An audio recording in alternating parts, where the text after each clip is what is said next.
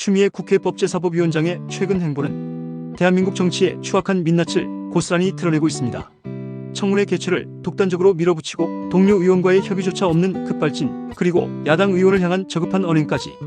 이제는 같은 진영 내부에서조차 추 위원장의 정치가 당을 망치고 있다는 탄식이 터져나오고 있습니다. 추달크라는 별명이 결코 어색하지 않은 이유가 바로 여기에 있습니다. 전투력만 앞세운 무책임한 정치, 그리고 그 정치가 남긴 상처는 단지 상대방만이 아니라 우리 정치 전체를 병들게 하고 있습니다. 추 위원장의 청문회 강행은 그 과정부터가 잘못됐습니다. 법사위 차원의 단독 의결, 당 지도부와의 협의 전무, 그리고 근거조차 불분명한 사인 회동서를 바탕으로 한 무리수 김영진 의원을 비롯한 민주당 내부 중진들조차 급발진이라며 혀를 내둘렀습니다. 민주당 원내 지도부조차 무리수 자기 정치라는 말을 서슴지 않았습니다. 결국 동료 의원들까지 손가락질하는 상황을 만든 것입니다.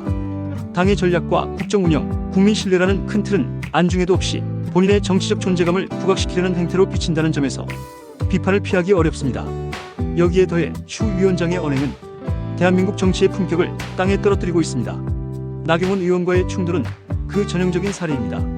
청문회 자리에서 야당 의원들을 퇴장시키고 발언을 억압하면서까지 권위주의적으로 회의를 끌고 가려 한 장면은 민주주의 국회의 모습이 아니라 독재적 폭주에 가까웠습니다. 나 의원에게, 윤석열 오빠에게 무슨 도움이 되느냐는 저급한 언사는 정치인으로서의 품위를 상실한 것입니다.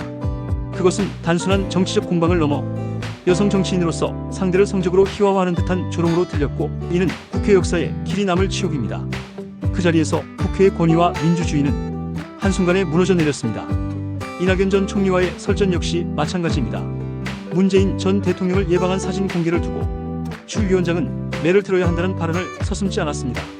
전직 대통령을 향한 공개적 훈계, 동료 정치인을 겨냥한 조롱은 마치 모든 문제를 본인의 잣대로만 판단하겠다는 오만의 극치입니다.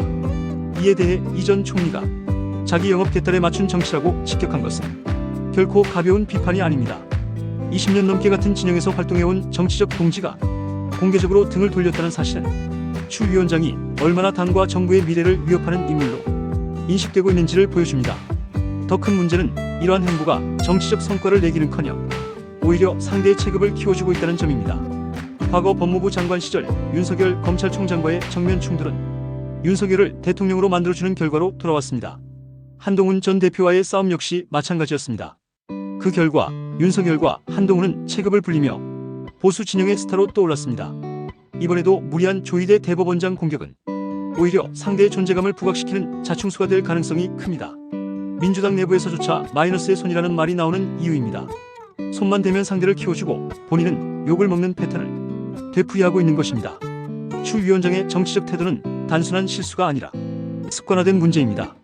2004년 노무현 전 대통령 탄핵 당시에도 당론을 거슬러 탄핵안에 찬성하며 민주당의 참패를 불렀습니다. 스스로도 정치 인생 최대 과오라 고백했던 그 행보가 20년이 지난 지금에도 반복되고 있다는 사실은 참담합니다. 당의 대의와 국민의 눈높이가 아니라 오로지 자신의 정치적 이득을 위해 움직인다는 비판에서 벗어나기 어렵습니다. 국민들은 이제 지쳐 있습니다.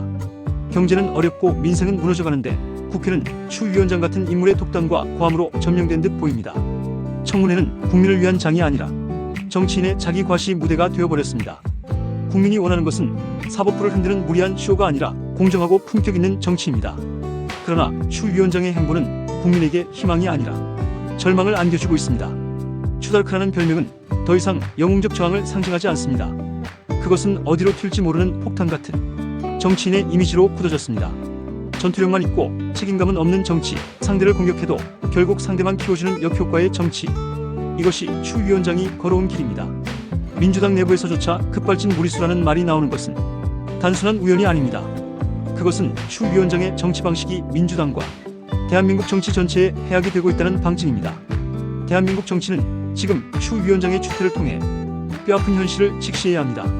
정치가 국민을 위한 것이 아니라 자기 정치에 매몰될 때 어떤 폐해가 생기는지, 한 정치인의 오만과 폭주가 어떻게 국회를 아수라장으로 만들고 국민의 신뢰를 무너뜨리는지 우리는 똑똑히 보고 있습니다. 이제는 추 위원장 개인의 정치적 야심이 아니라 국민의 눈높이와 민주주의의 원칙을 기준으로 삼아야 할 때입니다. 정치는 전쟁이 아닙니다. 그러나 추 위원장은 정치의 장을 늘 전쟁터로 만들고 승자 없는 소모전을 반복하고 있습니다. 그 결과는 무엇입니까? 국민의 피로, 정치 불신, 그리고 상대 진영의 성장입니다. 이것이야말로 추 위원장이 남긴 가장 뚜렷한 정치적 유산입니다. 이제 더 이상 그녀의 급발진과 폭주를 용납할 수 없습니다. 추다르크의 전투력은 국민에게 아무런 도움이 되지 않습니다. 오히려 대한민국 정치를 위태롭게 하는 가장 위험한 무기일 뿐입니다. 국민은 정치인의 고성과 폭언, 자기 정치에 지쳐 있습니다. 지금 필요한 것은 냉정한 이성과 절제된 품격입니다. 추 위원장이 보여주는 저급한 정치가 아니라 국민을 바라보는 진정한 정치입니다. 민주당이든 국민의힘이든 어느 정당이든 추 위원장 같은 방식으로는 국민의 신뢰를 얻을 수 없습니다.